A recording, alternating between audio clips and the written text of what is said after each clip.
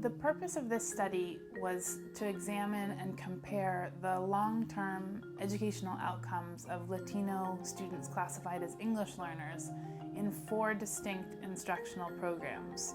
We used data from a large urban school district in California and compared student outcomes in terms of reclassification out of English learner status, as well as reaching English proficiency and academic benchmarks for reclassification among students in 4 programs, one of which is a traditional English immersion program where English learners are exposed only to instruction in English, and then the other 3 are different permutations of bilingual instruction. The main finding of this study is that Latino English learners who are enrolled in the English immersion program make faster progress towards reclassification and the criteria for reclassification than do Latino English learners in the bilingual programs.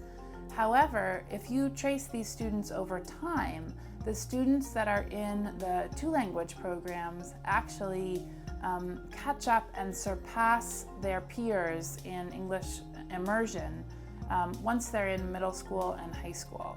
So basically what we're finding here is that English immersion students do better in the short term, but it looks like students that are in bilingual programs do better in the medium to long term, both in terms of English outcomes and in terms of academic outcomes.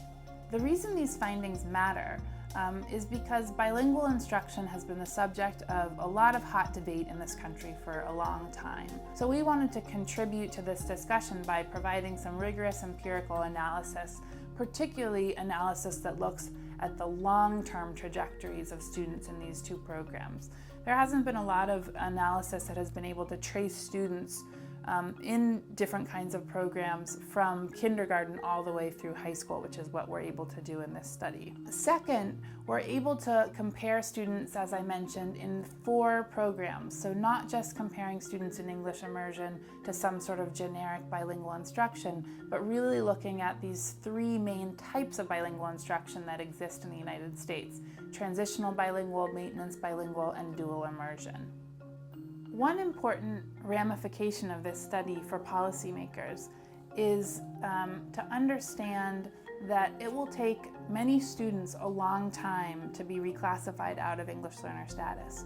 We find that on average 50% of Latino English learners exit English learner status after 8 years in the system. There's been a lot of focus nationally on policies that promote rapid reclassification out of English learner status.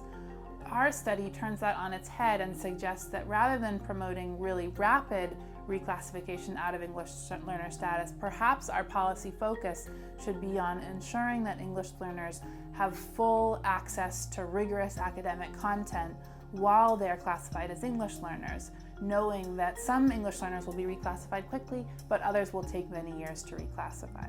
A final important policy implication of this study is the importance of investing in high-quality programs for English learners, regardless of the language of instruction. English learners need to have high-quality programs and high-quality teachers, regardless of the language of instruction that they're enrolled in.